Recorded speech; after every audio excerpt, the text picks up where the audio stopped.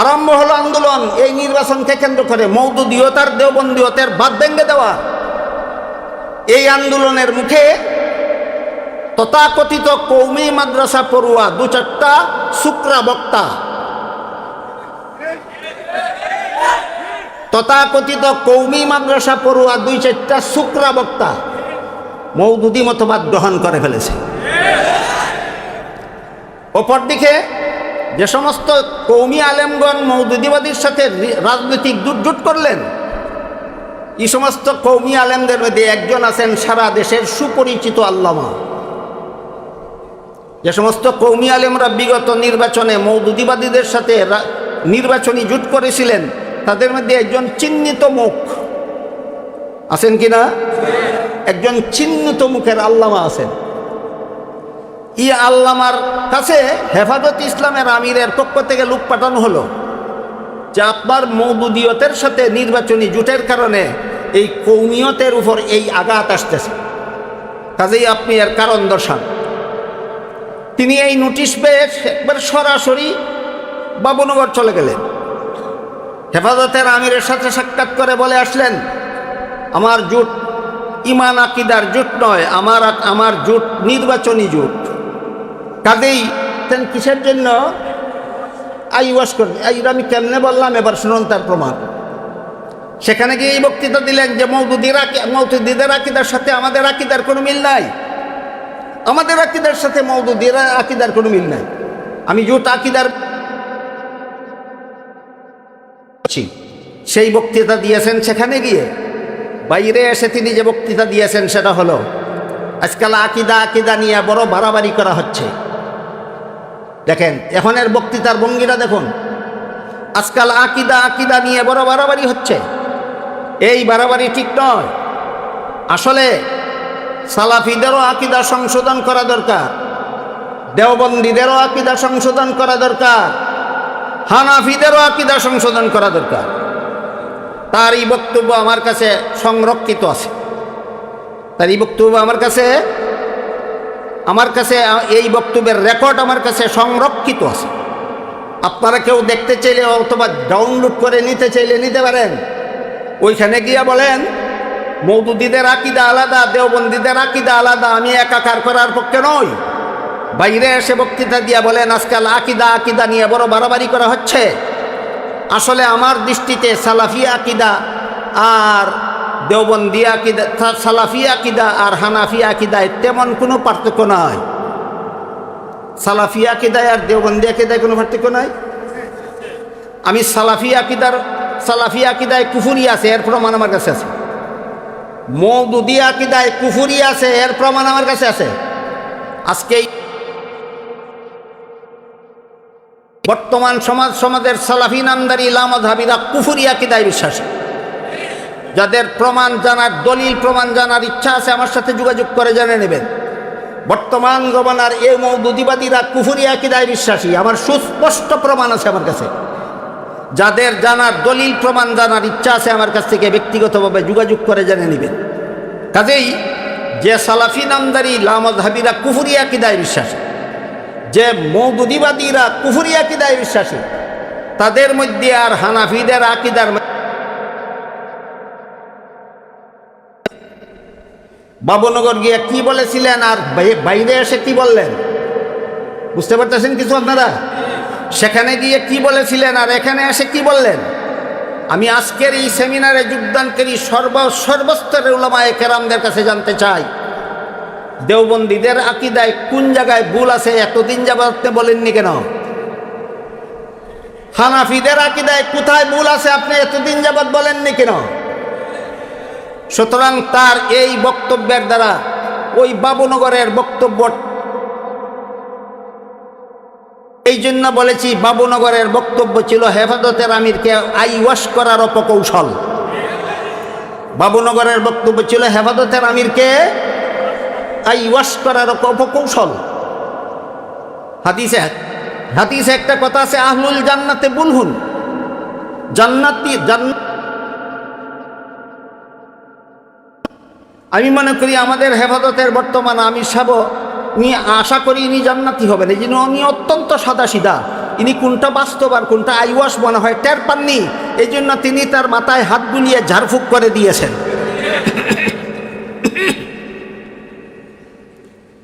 এই পরিস্থিতিটা আমি আপনাদের সামনে তুলে ধরলাম কেন?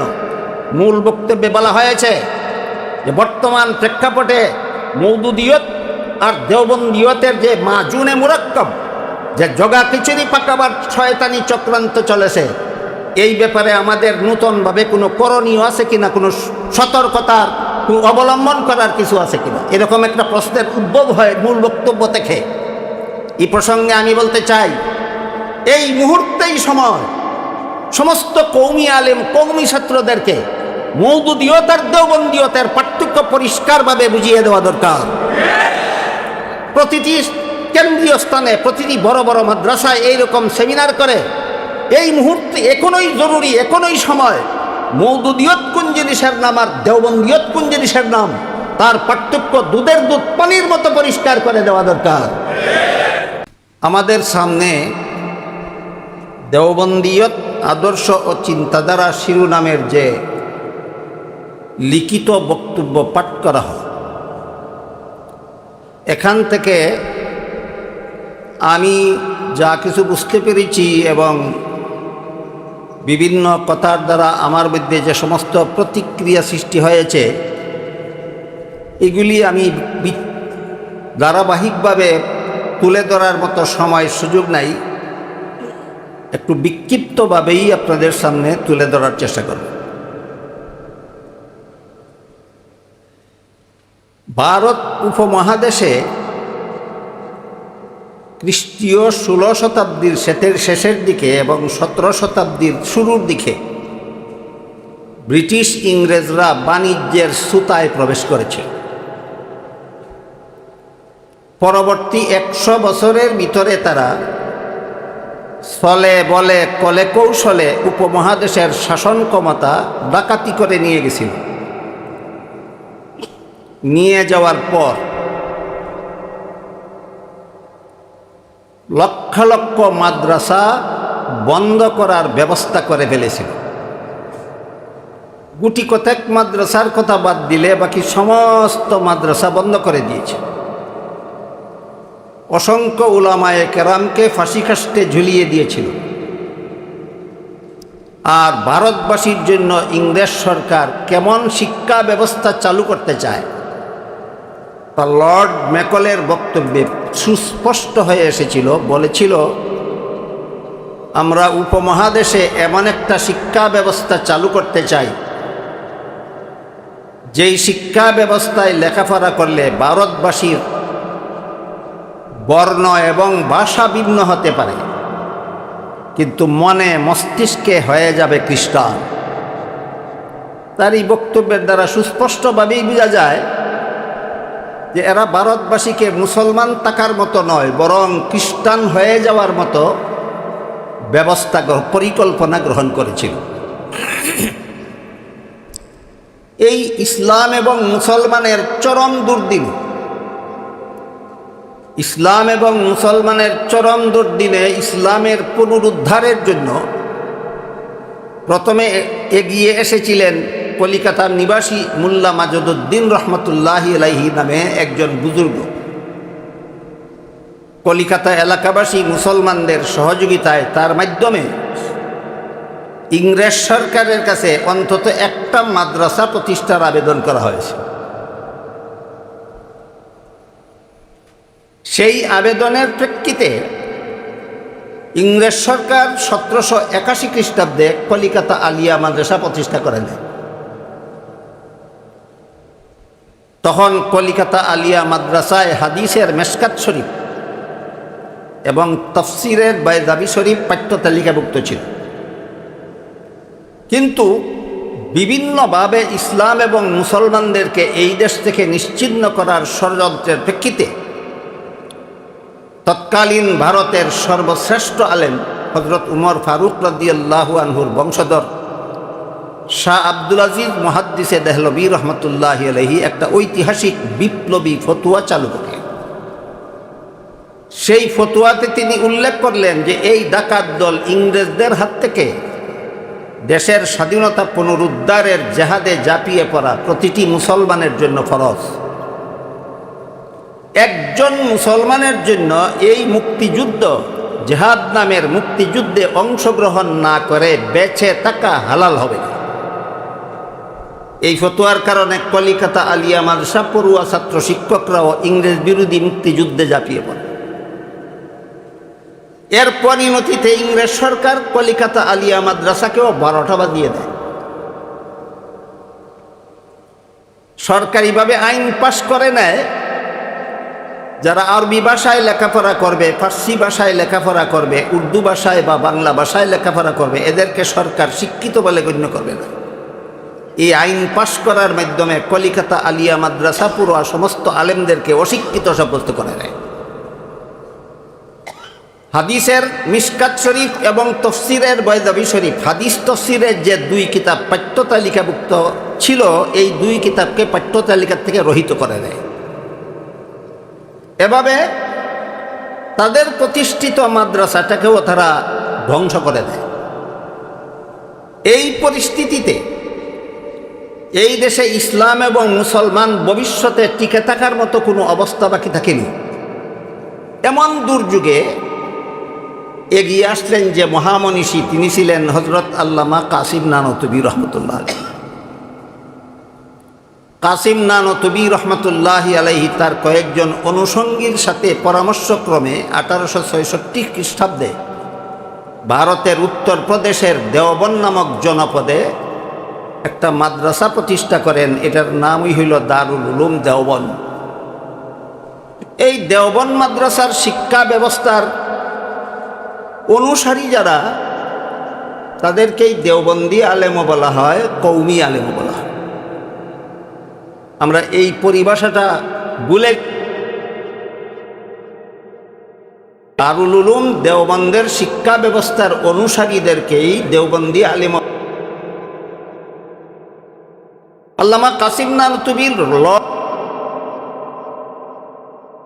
বলেছিলেন, আমরাও এই দেশে এমন একটা শিক্ষা ব্যবস্থা চালু করতে চাই যার মাধ্যমে লেখাপড়া করলে এদেশবাসীর ভাষা ভিন্ন হতে পারে, বর্ণ ভিন্ন হতে পারে, কিন্তু মনে মস্তিষ্কে হয়ে যাবে তারা মুসলমান। এইভাবে আরম্ভ হইল শিক্ষা বিপ্লবের ধারা। এই দারুল উলুম দেওবন্দের অনুসরণে পরবর্তীতে উপমহাদেশে যত মাদ্রাসা গড়ে উঠেছে, এইগুলিকেই কৌমি মাদ্রাসা বলা হয়। কারণ ইতিপূর্বে দেখা গেল সরকারি পৃষ্ঠপোষকতায় মাদ্রাসা প্রতিষ্ঠিত এবং পরিচালিত হলে মাদ্রাসা সরকারের হাতের খেলার পুতুল হয় এবং সরকার ইচ্ছামতো মাদ্রাসাকে 12টা বাজাতে পারে। এই জন্য আল্লামা কাসিম নানতুবী রহমতুল্লাহ আলাইহি নীতি গ্রহণ করলেন, সরকারের কোনো সাহায্য এই মাদ্রাসায় গ্রহণ করা হবে না, বরং কওম বা জনগণের আর্থিক সহযোগিতায় এই মাদ্রাসাগুলি চলবে।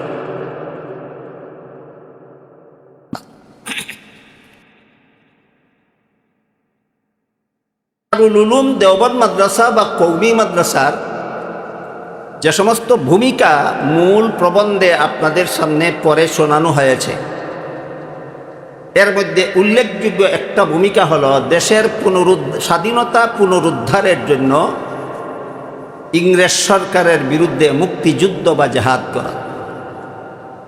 এই জেহাদে উলামায়ে দেওবন্দের কি ভূমিকা ছিল যাদের জানা নাই, তাদের আল্লামা কাসিম নানতুবী রহমতুল্লাহি আলাইহির সামলির যুদ্ধের সেনাপতিত্বের ইতিহাস পরে দেখা দরকার। দেশের স্বাধীনতা আন্দোলনে দারুল উলুম দেওবন মাদ্রাসার কি ভূমিকা ছিল তা যাদের জানা নাই, তাদের জন্য শাইখুল হিন্দ আল্লামা মাহমুদ হাসান দেওবন্দি রহমতুল্লাহি আলাইহির ঐতিহাসিক রেশমি রুমাল আন্দোলনের বিবরণ পরে দেখা দরকার। তো উলামায়ে দেওবন্দের উল্লেখযোগ্য ভূমিকা হলো এই রাজনীতির ময়দানে নেমে দেশের স্বাধীনতা উদ্ধার করার জেহাদে অংশগ্রহণ করা। দ্বিতীয় ভূমিকা হলো ইংরেজ সরকারের আমলে নানা রকম বাতিল মতবাদ এবং বাতিলপন্থীর বাতিল দলের উদ্ভাবন হয় উপমহাদেশে।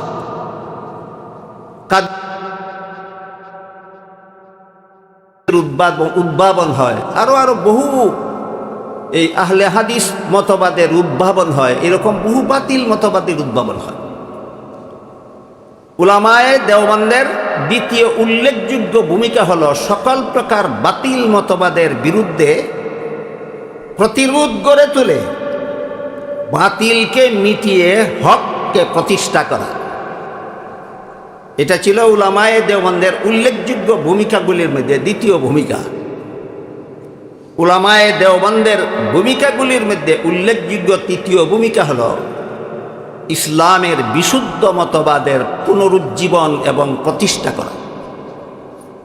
পরবর্তী কথাগুলি এবং বিভিন্ন বিষয় সহজে বোঝার জন্য আমাদের মনে রাখা দরকার যে ইসলামের বিশুদ্ধ মতবাদকেই আহলে সুন্নাত ওয়াল জামাতের মতবাদ বলা হয়।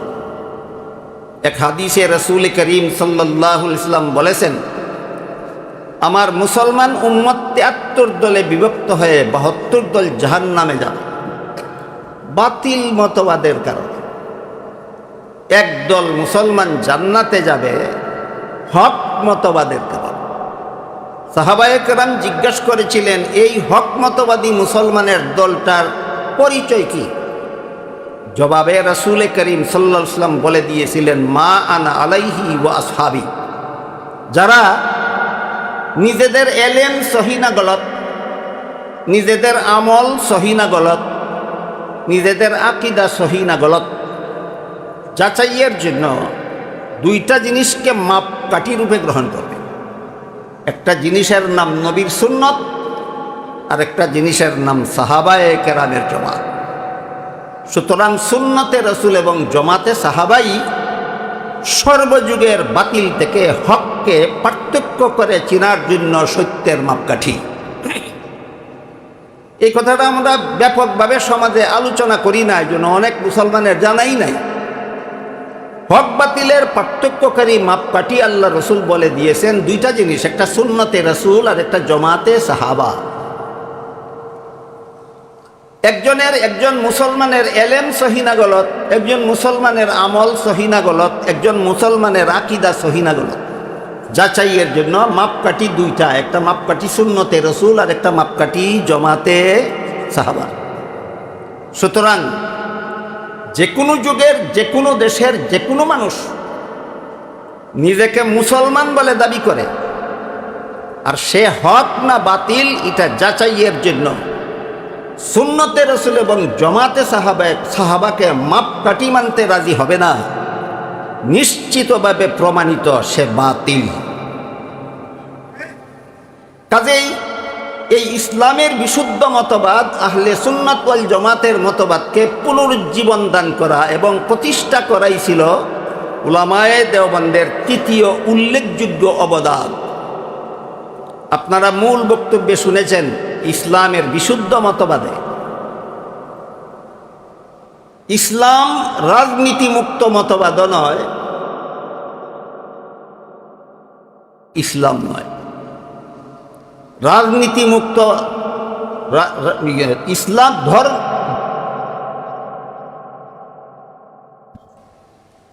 তাদের মতবাদ একটা, তাদের মতবাদের নাম হইল ধর্ম নিরপেক্ষ মতবাদ। যারা বলে রাজনীতি আছে কিন্তু এখানে ধর্ম চলবে না, এটাকে ধর্মহীন রাজনীতি বলা হয়। এই ধর্মহীন রাজনীতি ইসলামী রাজনীতি নয়। ধর্মহীন রাজনীতিতে রাজনীতি আছে কিন্তু তাতে ধর্ম নাই। ধর্ম থাকলে ব্যক্তি জীবনে আছে, ধর্ম থাকলে পারিবারিক জীবনে আছে, সমাজ এবং রাষ্ট্র ধর্মের বিধানে চলবে না।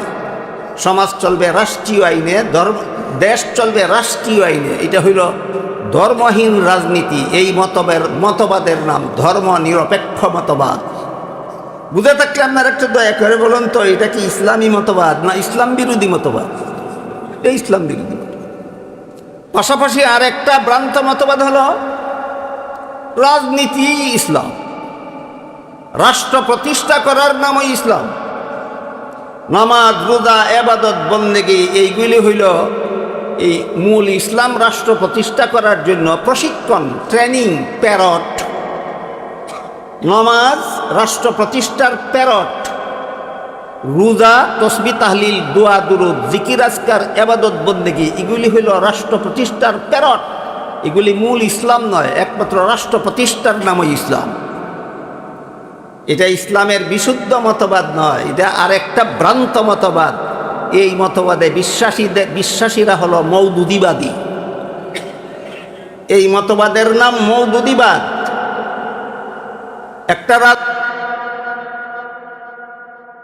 একটা রাজনৈতিক মতবাদের নাম মওদুদিবাদ। আমি আশা করি মূল প্রবন্ধ যারা শুনেছেন মনোযোগে এবং বুঝেছেন, আপনাদের বুঝার বাকি নাই যে এই দুইটা মতবাদের দুইটাই ভ্রান্ত মতবাদ। দুইটা মতবাদের দুইটাই ধর্মনিরপেক্ষ মতবাদ যেমন ভ্রান্ত মতবাদ, তেমনিভাবে মওদুদিবাদও ভ্রান্ত মতবাদ। মওদুদিবাদীরা শুধু রাষ্ট্র প্রতিষ্ঠাকেই ইসলাম বলে, আর ইসলামের যাবতীয় কর্মকাণ্ডকে মূল ইসলাম রাষ্ট্র প্রতিষ্ঠার প্রশিক্ষণ মনে করে। এই জন্য নমাজ ইসলাম নয়, কলেমাও ইসলাম নয়, ইমান আকিদা ইসলাম নয়, ইসলাম শুধু রাষ্ট্র প্রতিষ্ঠা। এটা জঘন্যতম ভ্রান্ত মতবাদ। সকল প্রকার ভ্রান্ত মতবাদের প্রতিরোধ যতভাবে করার মতো সম্ভাব্য সকল প্রকারের প্রতিরোধ করেছে উলামায়ে দেওবন্দ। এরপর এই মওদুদি মতবাদের যেহেতু মূল লক্ষ্যই হল রাষ্ট্র প্রতিষ্ঠার নাম ইসলাম, আর ইসলামী কর্মকাণ্ডগুলি এর প্রশিক্ষণ মাত্র, মূল ইসলাম নয়, এই মওদুদিবাদীদের ইসলামে নবীগণ গুনাহগার। মওদুদিবাদের ইসলামে নবীগণ কি গুনাহগার? সাহাবাগণ অপরাধী, দোষী, সমালোচনার যোগ্য। মওদুদিবাদের যত জঘন্যতম ভ্রান্ত আকিদা আছে, এর মধ্যে দুইটা ভ্রান্ত আকিদার কথা আপনাদেরকে বললাম।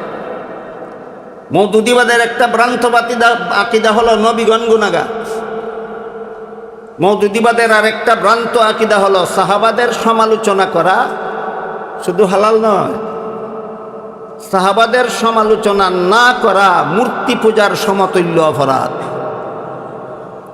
এই মূর্তি পূজা বন্ধ করার জন্যই এই দলের প্রতিষ্ঠা। এই হইল মওদুদিবাদীদের ভ্রান্ত মতবাদের মাত্র দুইটা উদাহরণ আপনাদের সামনে আমি তুলে ধরেছি। হাদিস শরীফে রাসূল করিম সাল্লাল্লাহু আলাইহি ওয়াসাল্লাম কি বলেছিলেন? হক বাতিলের পার্থক্যকারী মাপকাঠি দুইটা, একটা হইল সুন্নতে রাসূল, আর একটা হইল সাহাবায়ে কেরামের সমালোচনা না অনুসরণ। রাসূল যে সাহাবাদের অনুসরণের কথা বলেছেন, তারা সেই সাহাবাদের সমালোচনা করাকে দায়িত্ব মনে করে। আমি কি আপনাদের বুঝাতে পারলাম ইসলামের বিশুদ্ধ মতবাদে আর মওদুদি মতবাদের পার্থক্য আছে কি নাই? এই পার্থক্যটা বর্তমান সমাজে মুছে ফেলার একটা জোরদার আন্দোলন চলেছে বাংলাদেশে।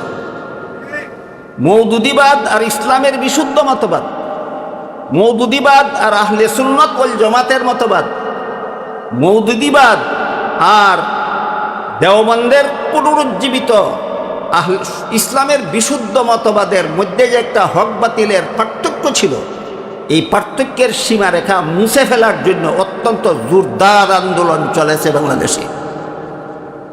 সেই আন্দোলনটা কিভাবে শুরু হয়, কিভাবে চলেছে, কি অবস্থায় আছে, এই তিনটি কথা আপনাদের সামনে আমি অতি সংক্ষেপে তুলে ধরতে চাই।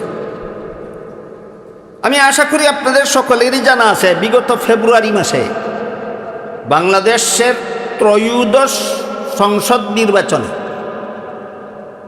বাংলাদেশের ত্রয়োদশ সংসদ নির্বাচনে গত ফেব্রুয়ারিতে কিছু কওমি আলেম বিএনপির সাথে নির্বাচনী জোট করেছেন, আর কিছু কওমি আলেম মওদুদিবাদীদের সাথে নির্বাচনী জোট করেছেন। এটা কি আমার আপনাদেরকে বলে দিতে হবে না সবার জানা আছে? জানা আছে। আমি যদি যারা বিএনপির সাথে, জাতীয়তাবাদী দলের সাথে যারা জোট করেছেন, তাদেরকে যদি জিজ্ঞেস করি আপনারা এদের সাথে জোট করলেন কেন, তারা বলেন আপনি তো কোনো রাজনৈতিক দল করেন না, কাজেই রাজনৈতিক ব্যাপারে মন্তব্য করতে যাবেন না। ঠিক কথা। আমি কোনো প্রচলিত কোনো রাজনৈতিক দল করি না, এটা ঠিক। কিন্তু কোরআন হাদিসে যে রাজনীতির কথা আছে সেই রাজনীতি করি না, এই কথা ভুল। বলেন কোনো রাজনৈতিক দল করি না আর কোরআন হাদিসের বর্ণিত রাজনীতি করি না কি এক কথা? এক কথা নয়। এই জন্য আমার বহু বক্তব্য আপনারা পাবেন। গণতান্ত্রিক শাসন ব্যবস্থার আকাশ পাতাল পার্থক্য। কোরআন হাদিসের রাজনীতি করি না বলেই গণতান্ত্রিক শাসন ব্যবস্থা আর ইসলামী শাসন ব্যবস্থার পার্থক্য বর্ণনা করি কোরআন হাদিসের রাজনীতি না করার কারণে। তাইলে আমি কোরআন হাদিসের রাজনীতি করি না তা নয়। হ্যাঁ, আমি প্রচলিত কোনো রাজনৈতিক দলের কর্মী সদস্য নই। এই জন্য জমিয়ত কর্মীদেরকে যদি জিজ্ঞেস করি আপনারা জাতীয়তাবাদীর সাথে দলের সাথে কেন জোট করলেন, তারা বলেন আপনি তো রাজনীতির দল করেন না, রাজনৈতিক দলের ব্যাপারে নির্বাচনের ব্যাপারে কিছু বলবেন না। মৌদুদিবাদের সাথে জোট করলেন, তাদেরকে যদি জিজ্ঞেস করি মৌদুদিবাদের সাথে নির্বাচনী জোট করলেন কেন, তারাও বলেন আপনি তো রাজনৈতিক দল করেন না, আমরা রাজনীতি কেমনে করা লাগবে কেমনে করা লাগবে আমরা জানি, আপনি জানেন না, আপনি এখানে নাক গলাতে যাবেন না। বস, আমি রাজনৈতিক ব্যাপারে মন্তব্য করার থেকে আমি মুখটা বন্ধ করেই রেখেছি। কিন্তু আমি আপনাদের জিজ্ঞাসা করতে চাই, দেশে ইসলামী শাসন ব্যবস্থা প্রতিষ্ঠার জন্য নবীগণকে গুনাহগার বিশ্বাস করতে হয়? এটা কোন রাজনীতি? এমন রাজনীতি তো অবশ্যই আমি বুঝি না। দেশে ইসলামী শাসন ব্যবস্থা প্রতিষ্ঠার জন্য নবীগণকে গুনাহগার সাব্যস্ত করতে হয়, এটা কোন রাজনীতি আমি জানি না। দেশে ইসলামী শাসন ব্যবস্থা প্রতিষ্ঠার জন্য সাহাবায়ে কেরামের সমালোচনায় পঞ্চমুখ হতে হয়, এটা কোন জঘন্যতম রাজনীতি তা আমার জানা নাই। অবশ্যই আমি এই সমস্ত নাপাক রাজনীতি করি না। শেষ পর্যন্ত এই দেওবন্দি আলেম বাংলাদেশের কৌমি আলেম রাজনৈতিক প্ল্যাটফর্মে গিয়া দুই ভাগে বিভক্ত হয়ে গেল। একদল নির্বাচনী জোট করল বিএনপির সাথে, জাতীয়তাবাদী দলের সাথে, আর একদল নির্বাচনী জোট করল মওদুদিবাদীদের সাথে। যারা জাতীয়তাবাদীদের সাথে নির্বাচনী জোট করেছিলেন তারা কতটুকু নির্বাচনের সুফল পেয়েছেন, যারা জোট করেছিলেন তারা দিবেন। কি বলেন আপনারা? যারা জাতীয়তাবাদী দলের সাথে নির্বাচনী জোট করেছিলেন তারা নির্বাচনের সুফল কতটুকু পেয়েছেন এই জবাব দিতে আমি বাধ্য না। যারা জোট করেছেন তারা, এটা তারা জোট, কিন্তু তারা ওখানে জোট করার কারণে ওদের সাথে মওদুদিবাদীদের সাথে নির্বাচনী জোটে না গিয়ে জাতীয়তাবাদীর সাথে নির্বাচনী জোটে যাওয়ার কারণে মওদুদিবাদীরা মওদুদিয়ত আর দেওবন্দিয়তকে একাকার করে যে জগা খিচুড়ি পাকাবার শয়তানি চক্রান্তে লিপ্ত হয়েছে, এটার থেকে জমিয়ত মুক্ত রয়েছে। বিষয়টা কি আমি বুঝাতে পারলাম? এটা নির্বাচনী সফলতা নয়, এটা দেওবন্দিয়তের সফলতা। এটা রাজনৈতিক সফলতা নয়, এটা ঈমান আকীদার সফলতা। রাজনৈতিক সফলতা বিফলতা আমি আগেই বলেছি, যারা রাজনীতি করেন তারা বলবেন, আমি কেন বলতে যাব। গেল জাতীয়তাবাদীর সাথে যারা জোট করেছিলেন তাদের সফল বিফলের সামান্য ইঙ্গিত। এবার আমি একটু আপনাদের সামনে আবার দিতে চাই, মওদুদিবাদীদের সাথে যারা নির্বাচনী জোট করেছিলেন, মওদুদিবাদীর সাথে নির্বাচনী জোট হওয়ার সাথে সাথেই সারা দেশে ঢাকঢোল পিটিয়ে প্রচার শুরু হয়ে গেল। এইবার সমস্ত ইসলামী দল একজোট হয়েছে, সবগুলি ইসলামী ভোট এক বাক্সে পড়বে। সুতরাং যারা এই জোটে আসবে না এরা অন্য দলে জোট করলে সেই দলের দালাল সাব্যস্ত হবে। এটাই বর্তমান প্রচলিত রাজনীতির ধারা, যে একটা দলে বা একটা জোটে গেল সেই সঠিক, আর তার দলে বা তার জোটে যারা গেল না তারাই অন্যদের দালাল। বিএনপির সাথে বিগত নির্বাচনে জমিয়ত রাজনৈতিক জোটে গিয়া যদি দালাল হইয়া গিয়া থাকে, তাহলে যারা দালাল দালাল বলছে এরা কি বিএনপির সাথে কোনোদিন জোটে যায়নি? সেই দিন তারা কার দালাল ছিল? অপরকে গালি দেওয়ার আগে নিজের পিছনটা দেখে নিতে হয় না? বাংলায় একটা কথা আছে, চালনি সুইকে বলে তোর পিছনে ছিদ্র কেন? কে কাকে বলে? চালনি সুইকে বলে তোর পিছনে ছিদ্র কেন? সুই চালনিকে বলে আমার তো একটা, তোর কটা? এই পরিস্থিতিটা দাঁড়াইল না? এই দালাল দালাল বলে গালিগালাজ করা, এটাই হলো বর্তমান রাজনীতির একটা বিশেষ হাতিয়ার। বর্তমান প্রচলিত রাজনীতির হাতিয়ার নিজের প্রতিপক্ষকে ইসলাম বিরোধীদের দালাল বলে গালিগালাজ করা। সবচেয়ে বড় মজার ব্যাপার হইল মওদুদিবাদীর সাথে যারা জুটে গেলেন, নাম দিলেন ইসলামী জোট। জমিয়ত সেই জোটে না যাওয়ার কারণে জমিয়ত হয়ে গেল বিএনপির দালাল। আপনারাই বলুন, এই জোটে কি শুধু ইসলামী দল ছিল শরিক দল, না ইসলাম অনুইসলামিক শরিক দলও ছিল? আমি জাতির কাছে জানতে চাই যে মওদুদিবাদীদের সাথে অনুইসলামিক বিভিন্ন দল জুটে গেল, এই জোটটা ইসলামী জোটকে কিভাবে হইল? যেহেতু এইগুলি আমি বুঝি না, এই জন্য আমি নাকি রাজনীতি বুঝি না। বলা কথা, রাজনীতি আমি না বুঝার মধ্যেই থাকি। আমি বলে রাজনীতি বুঝি না। হ্যাঁ, আমি এই সমস্ত কুচক্রান্তমূলক রাজনীতি আমি বুঝি না। যে জোটের মধ্যে কয়েকটা অনুইসলামিক দল আছে, সেই জোটটা ইসলামী দল। ইসলামী জোট কেন? আপনারা কি বলেন এটা ইসলামী জোট? তাহলে এটাকে একমাত্র ইসলামী জোট আখ্যা দিয়ে জমিয়তকে বিএনপির দালাল বলে গালিগালাজ করলে কেন? চাপাবাদের দল। এইভাবে আরম্ভ হইল প্রচলিত রাজনীতির কর্মকাণ্ড। যখন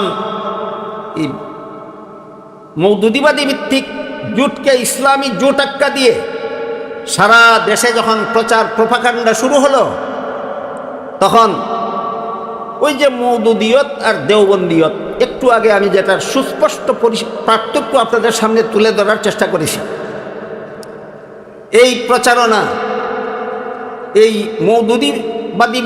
মওদুদিবাদী দল ভিত্তিক জোটের মাধ্যমে যখন নির্বাচনী প্রচারণা শুরু হইল, তখন মওদুদিয়ত আর দেওবন্দিয়তের পার্থক্য মুছে ফেলার হীন চেষ্টা শুরু হইল। মওদুদিয়ত আর দেওবন্দিয়ত, আমি কি আপনাদেরকে এতক্ষণে বুঝাতে পেরেছি মওদুদিয়ত কোনটা আর দেওবন্দিয়ত কোনটা? দেওবন্দিয়ত হইল সুন্নতে রাসূল এবং জমাতে সাহাবা, সত্যের মাপকাঠি। মওদুদিয়ত হইল সাহাবাগণ সত্যের মাপকাঠি নন, কারণ তারাও জীবনে কোনো না কোনো দিন গুনাহ করেছে। ভালো কথা,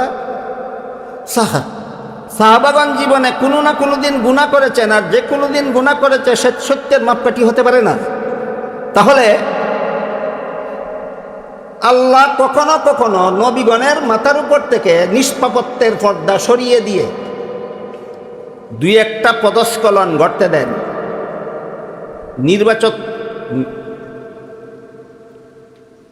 নিষ্পাপত্বের পর্দা সরিয়ে দিয়ে, তো লক্ষ্য করার বিষয়, নিষ্পাপত্বের পর্দার ভিতরে থেকে যে পদস্খলন হয়, সেই পদস্খলন নবীদের জন্য দূষণীয় নয়, কিন্তু নিষ্পাপত্বের পর্দার থেকে বের হয়ে যে পদস্খলন ঘটে, নিষ্পাপত্বের পর্দার বাইরে গিয়ে পদস্খলন ঘটলে নিষ্পাপ থাকে। নিষ্পাপত্বের পর্দার বাইরে গিয়ে পদস্খলন ঘটলে নিষ্পাপ থাকে। যে সমস্ত নবীগণিত পাপী, সাহাবাগণ যদি গুনার কারণে সত্যের মাপকাঠি হতে পারলেন না, তাইলে নবীগণ নিষ্পাপত্বের পর্দার বাইরে গিয়ে পদস্খলন ঘটার পরে সত্যের মাপকাঠি রইলেন কোথায়? সুতরাং রসুল ছাড়া কাউকে সত্যের মাপকাঠি মানবে না, এটা একটা দুকা। সাহাবাগণকে গুনার কারণে সত্যের মাপকাঠি মানা যাবে না, এগুলি গুলক ধাঁধা ছাড়া আর কিছু নয়। এরা এক সময় এই জোটের মাধ্যমে সরাসরি গদিতে নয়, বরং গদির ধারে কাছে যেতে পেরেছিল এই মওদুদিবাদীরা। তারা যখন গদির ধারে কাছে গিয়েছিল, তখন আলিয়া মাদ্রাসার ৬ষ্ঠ শ্রেণীর পাঠ্যপুস্তক কুরআন মাজিদ ও তাজবিদ শিক্ষা, এর মধ্যে সূরা নাসরের ব্যাখ্যায় লিখে দিয়ে ছাত্রদেরকে প্রায় এক যুগ কাল পর্যন্ত আলিয়া মাদ্রাসার লক্ষ লক্ষ ছাত্রদেরকে এই সবক শিক্ষা দিয়েছিল। মুহাম্মাদুর রাসূলুল্লাহ রক্তে মাংসে গড়া মানুষ হিসাবে নবুয়তের দায়িত্ব পালনে ত্রুটি করেছিলেন। এই রসুলই সত্যের মাপকাঠি।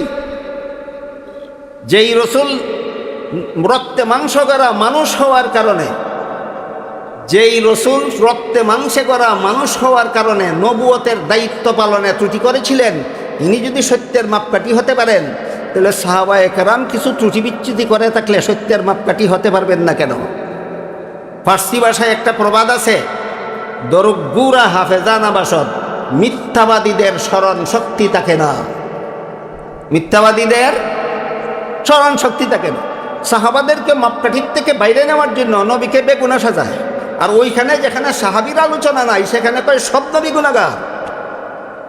আমার বুঝে আসে না, ইসলামী শাসন প্রতিষ্ঠার জন্য নবীগণকে গুনাহগার সাব্যস্ত করার কতটুকু ভূমিকা আছে? ইসলামী শাসন প্রতিষ্ঠার জন্য সাহাবায়ে কেরামকে সত্যের মাপকাঠি যেখানে রাসূল ধার্য করে দিয়েছেন, সেখানে সাহাবায়ে কেরামকে মাপকাঠির থেকে বহিষ্কার করার কি দরকার আছে ইসলামী শাসন প্রতিষ্ঠার জন্য? এই হইল দেওবন্দীয়ত আর মওদুদিয়তের পার্থক্য। দেওবন্দীয়তের মর্ম কথা হইল সুন্নিয়ত। আমি কি বুঝাতে পারলাম? আহলে সুন্নাত ওয়াল জামাতকে সংক্ষেপে সুন্নি বলা হয়, বিদাতি সুন্নি না, রেজভি সুন্নি না।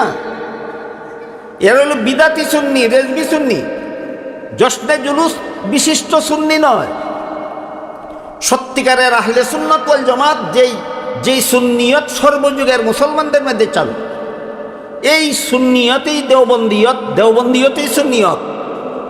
সুতরাং দেওবন্দীয়ত তথা সুন্নিয়তের মতাদর্শ হলো, আমার ইলম সহিনা গলত, আমার আমল সহিনা গলত, আমার আকীদা সহিনা গলত, তা যাচাইয়ের জন্য সত্যের মাপকাঠি সুন্নতে রসুল এবং জমাতে সাহাবা।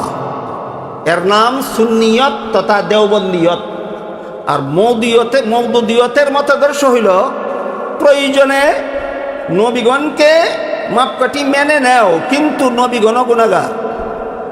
এটা হলো মওদুদিয়ত। আর সাহাবায়ে কেরাম তো মাপকাঠির যোগ্যতাই রাখেন না। সুতরাং নবীগণ গুনাহগার আর সাহাবায়ে কেরাম হক বাতিলের পার্থক্যের মাপকাঠি হতে পারেন না। এই মতবাদের নাম সুন্নিয়ত না দেওবন্দীয়ত না মওদুদিয়ত? আমি কি আপনাদেরকে বুঝাতে পারলাম মওদুদিয়তে আর দেওবন্দীয়তে কোনো পার্থক্য আছে? পার্থক্য আছে। আরম্ভ হলো আন্দোলন এই নির্বাচনকে কেন্দ্র করে, মওদুদিয়ত আর দেওবন্দীয়তের বাদ ভেঙে দেওয়া। এই আন্দোলনের মুখে তথাকথিত কৌমি মাদ্রাসা পড়ুয়া দু চারটা শুকরা বক্তা,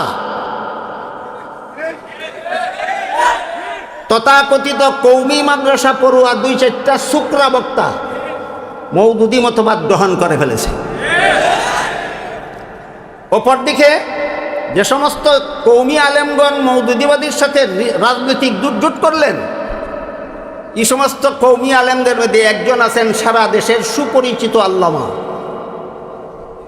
যে সমস্ত কৌমি আলেমরা বিগত নির্বাচনে মওদুদিবাদীদের সাথে নির্বাচনী জোট করেছিলেন, তাদের মধ্যে একজন চিহ্নিত মুখ আছেন কিনা? একজন চিহ্নিত মুখের আল্লামা আছেন। এই আল্লামার কাছে হেফাজত ইসলামের আমিরের পক্ষ থেকে লোক পাঠানো হলো যে আপনার মওদুদিয়তের সাথে নির্বাচনী জোটের কারণে এই কৌমিয়তের উপর এই আঘাত আসতেছে, কাজেই আপনি এর কারণ দর্শান। তিনি এই নোটিশ পেয়ে একবার সরাসরি বাবুনগর চলে গেলেন। হেফাজতের আমিরের সাথে সাক্ষাৎ করে বলে আসলেন, আমার জোট ইমান আকিদার জোট নয়, আমার জোট নির্বাচনী জোট। কাজেই কিসের জন্য আইওয়াস করবে? আমি কেমনে বললাম, এবার শুনুন তার প্রমাণ। সেখানে গিয়ে এই বক্তৃতা দিলেন যে মওদুদিদের আকিদার সাথে আমাদের আকিদার কোনো মিল নাই, আমাদের আকিদার সাথে মওদুদির আকিদার কোনো মিল নাই।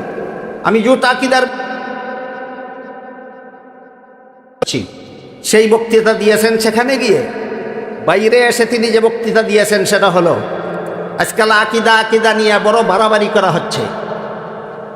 দেখেন এখনের বক্তৃতার ভঙ্গিটা দেখুন, আজকাল আকিদা নিয়ে বড় বাড়াবাড়ি হচ্ছে। এই বাড়াবাড়ি ঠিক নয়। আসলে সালাফিদেরও আকিদা সংশোধন করা দরকার, দেওবন্দীদেরও আকিদা সংশোধন করা দরকার, হানাফিদেরও আকিদা সংশোধন করা দরকার। তার এই বক্তব্য আমার কাছে সংরক্ষিত আছে। তার এই বক্তব্য আমার কাছে এই বক্তব্যের রেকর্ড আমার কাছে সংরক্ষিত আছে। আপনারা কেউ দেখতে চাইলে অথবা ডাউনলোড করে নিতে চাইলে নিতে পারেন। ওইখানে গিয়া বলেন মওদুদীদের আকীদা আলাদা, দেওবন্দীদের আকীদা আলাদা, আমি একাকার করার পক্ষে নই। বাইরে এসে বক্তৃতা দিয়া বলেন আজকাল আকীদা নিয়ে বড় বাড়াবাড়ি করা হচ্ছে। আসলে আমার দৃষ্টিতে সালাফি আকীদা আর দেওবন্দি আকীদা, সালাফি আকীদা আর হানাফি আকীদায় তেমন কোনো পার্থক্য নাই। সালাফি আকীদায় আর দেওবন্দি আকীদায় কোনো পার্থক্য নাই। আমি সালাফি আকীদায় কুফুরি আছে, এর প্রমাণ আমার কাছে আছে। মওদুদি আকীদায় কুফুরি আছে, এর প্রমাণ আমার কাছে আছে। আজকে বর্তমান সমাজের সালাফি নামদারি লামাযহাবীরা কুফুরি আকীদায় বিশ্বাসী। যাদের প্রমাণ জানার, দলিল প্রমাণ জানার ইচ্ছা আছে আমার সাথে যোগাযোগ করে জেনে নেবেন। বর্তমান জমানার এই মওদুদিবাদীরা কুফুরি আকীদায় বিশ্বাসী, আমার সুস্পষ্ট প্রমাণ আছে আমার কাছে।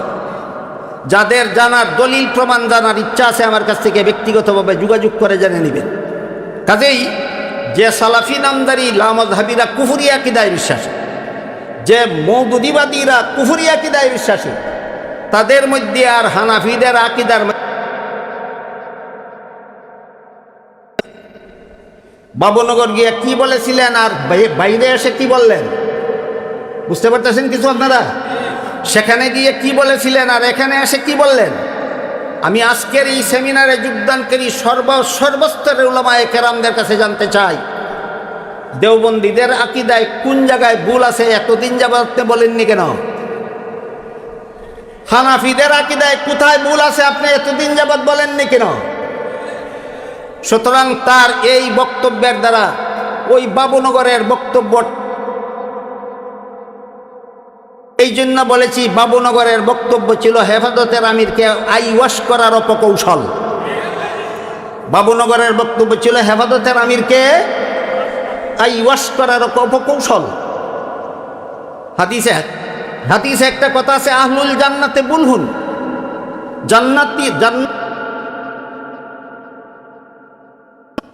আমি মনে করি আমাদের হেফাজতের বর্তমান আমির সাহেব উনি আশা করি ইনি জান্নাতি হবেন। এই জন্য উনি অত্যন্ত সাদাসিধা, ইনি কোনটা বাস্তব আর কোনটা আইওয়াশ মনে হয় টের পাননি, এই জন্য তিনি তার মাথায় হাত বুলিয়ে ঝাড়ফুঁক করে দিয়েছেন।